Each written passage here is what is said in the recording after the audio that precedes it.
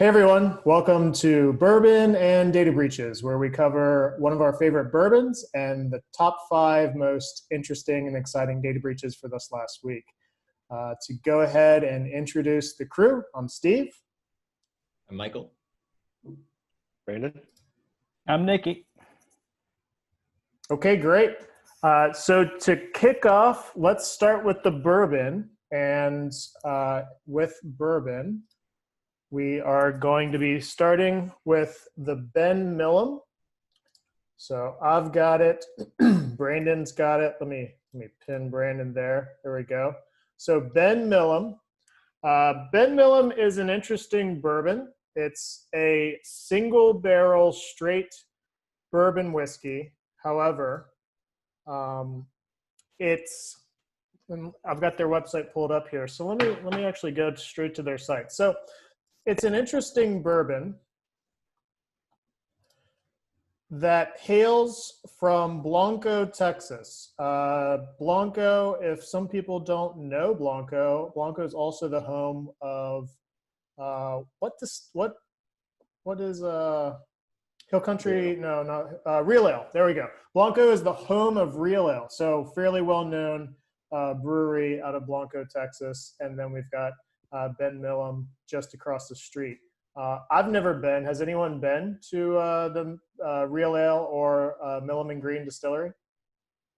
I don't think I've been to Blanco. Is it Blanco or Blanco? Probably Blanco. It's Texas. Maybe ignorant on the answers, but what I thought there were very specific legal definitions of what constitutes a bourbon and what doesn't. Is it possible?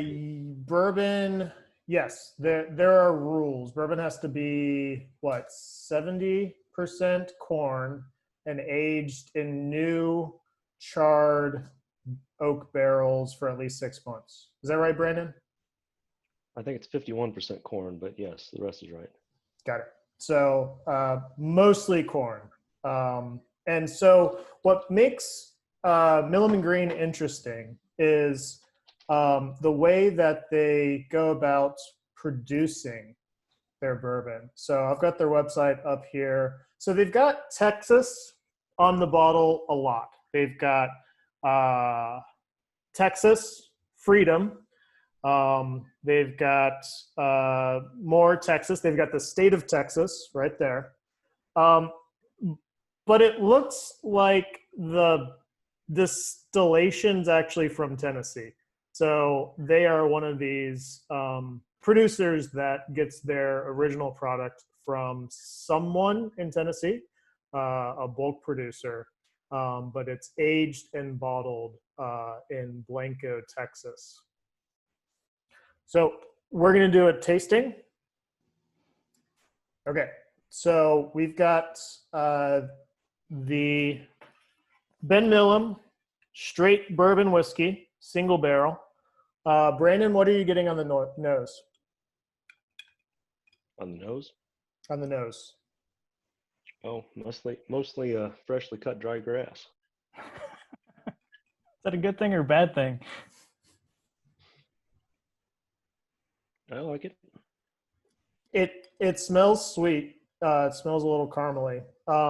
Speaking of color, so we did the Mitcher's bourbon last week. This is a little bit lighter. This is a little bit more of a caramel color, not as much of a deep amber. So this is sort of a golden, which is really pretty.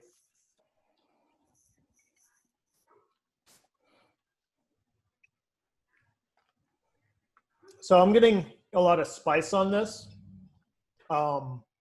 Maybe a little bit of cinnamon. Do you get cinnamon on this, Brandon? I can see that.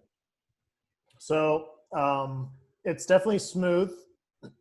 They like to market it as a true sipping bourbon or a true sipping whiskey, and I would agree with that. I wouldn't want to dilute this or mix this with anything. One of the reasons for that is the price tag. At least here in Austin, I got this for right around $50, which is on the higher end of what I like to go for a sipping bourbon.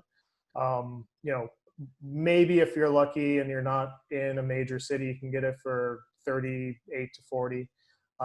But certainly, near the higher ends, smooth, single flavor, lasting aftertaste as well.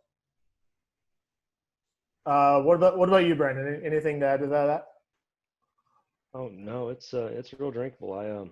I do like my bourbon with a little bit of water. I don't think it's that egregious of a sin, but it's real smooth. It's you could drink this all night. Yeah, I'm doing a single large ice cube. It will slowly melt, and I kind of enjoy that. Get a little bit of water into it, let it open up gradually over the course of a drink.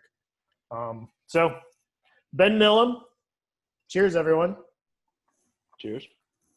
So, what is everyone else drinking? So, Brandon and I have the Ben Milam single barrel, and I think Mike. This is HEB brand Diet Dr. B. This is what I normally mix with my lower shelf whiskeys. You're not going to believe this. Also freshly cut grass. There you go.